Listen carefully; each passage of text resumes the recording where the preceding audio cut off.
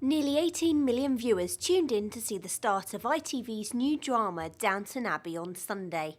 Jessica Brown-Findlay from Cookham is one of the stars of the show, playing Lady Sybil Crawley in the period drama.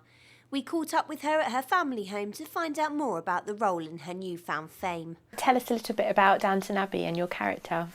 My character, Lady Sybil Crawley, she's the youngest of the three sisters of the Crawley household.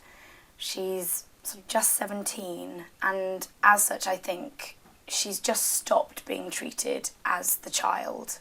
She's now, being dressed as a lady, she's in on all the dinners, she's no longer allowed to kind of scurry around downstairs and sit with cook and put her finger in the cake mixture and, she's being treated in a different way. As such, in comparison with the other two sisters who are Mary, who's 21, and Edith, who's 20, they're very close in age. Often when they're talking, they have a language that they use with each other almost, and it's very quick, and Sybil's quite often just going, what? What's happening?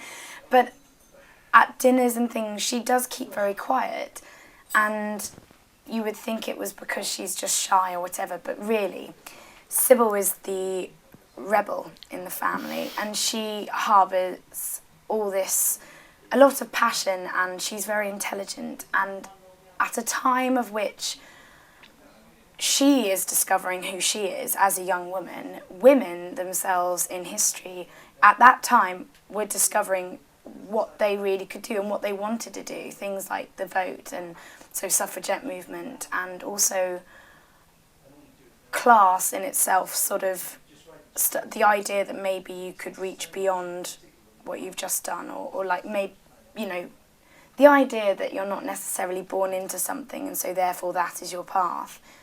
And whilst that's obvious that it could be, if you were born into the lower class, that you could move up, it's similar for Sybil in that she may be born into aristocracy, but just finding a husband and making babies and blah blah blah that's not her main concern. And it's really exciting to play a role that is a period drama, but doesn't revolve around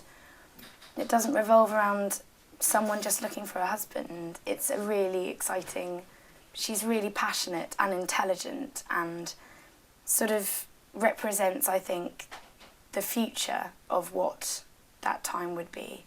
So does she resemble you at all in your thoughts and your feelings? Having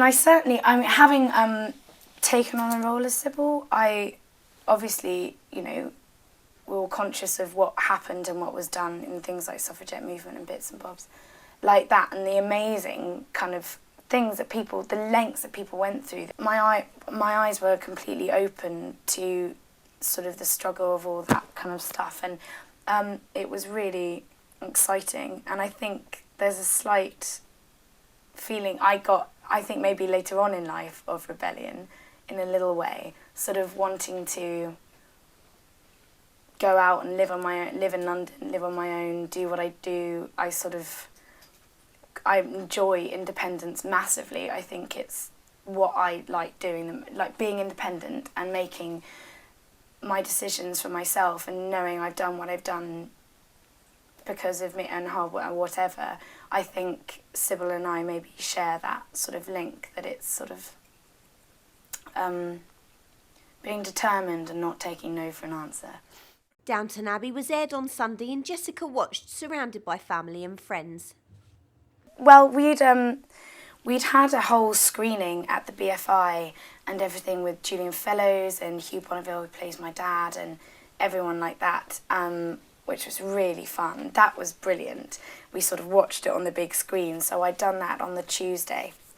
But on the Sunday I came home and I had my mum, dad, and granddad, sister, her boyfriend, my best friend Suze, my mum's best friend Alison. We all just... It got nearly 8 million viewers, and I swear most of them were in our living room. It was really fun and really surreal, because we hardly ever sit down to watch anything all together. It's normally someone's talking through something or getting up or leaving or whatever, and to all sit there all together and watch TV when my name Watch came you on TV. I know, it was really weird. so surreal. I feel really, really privileged to have been in something like Downton, and obviously biased, but what happens later on and sort of how complex and the places it takes you are beyond the normal sort of just a little light, warm, fuzzy bonnet action, you know, sort of on a Sunday night. But it was really fun. We all sort of all watched it, and when my name came up in the credits, everyone was like, "Way!" It was nice. So what's it like being on a set? The first time I ever went on a set, it was surreal because having avidly watched sort of, you know, features or, you know, DVD extras and all these things, and just always fantasising about what it might be like to do that kind of thing, to suddenly step on there is odd. The strangest thing was at Ealing, because that's where we built all the downstairs kitchens and all the attic space, and you open up a door which you think is going to lead to another place, and it just empties. It opens onto the big, and there's just someone sitting behind there with a cup of tea being like, "All right." Just like, it's so weird. It's like a little, nothing makes it, and everything's sort of all made, and it's just really odd. You step into this thing, you've got daylight streaming through, but you're in a huge, dark, sort of huge space. But Highclere Castle, which is where we filmed pretty much all the rest of the stuff, all the upstairs people, at least, like we all the family, we all filmed there. And it was just amazing. The house itself is the 19th character. It is a character within itself, and the importance of this house and of this estate, of what it represents, is so central to the storyline, so sort of important to the entire family, both the people who are serving the family and the family of which is being served. And when you got there, when we got on set on the first day, when you drove up this driveway and you saw this huge building and you walked inside, and it really does look exactly how it looks on screen. It is beautiful and just awe-inspiring and so big. You really did instantly get a sense of why it is so important, or what it was to inhabit a place like that, and the confidence that comes with it. Sort of speaking, you instantly spoke louder, purely because you have to. When you're sitting in a little living room or a little bedsit or whatever, you know, you whisper and someone can hear what you're saying, whereas here it's so much more grand and elegant, and so as such you found yourself sort of taking on that a little bit. So what does this mean now for you, Jessica? What future plans do you have? Oh God.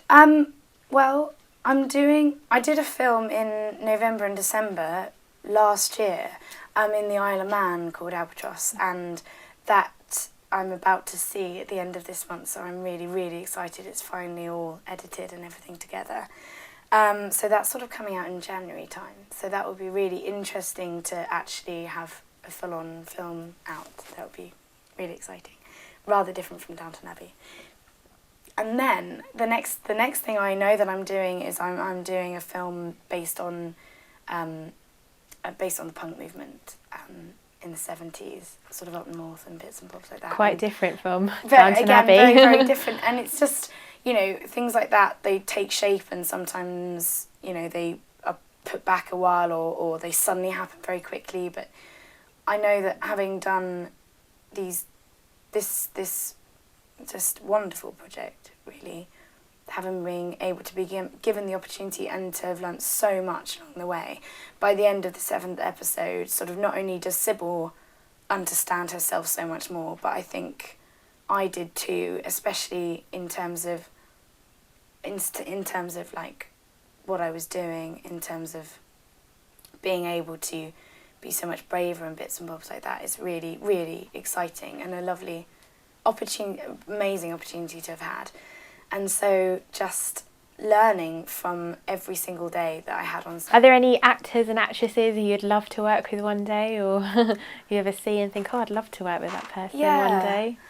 Of course. I mean, there are people that I'd adore to work with, people who are my age, people who are generations above me, and I just feel I could learn so much from. Having said that, I think maybe having worked with Maggie Smith, you just think, have I actually reached my peak already? Is that it? And we're just like, she's wonderful. How could you ever not want to do that and to sort of step up to that challenge, and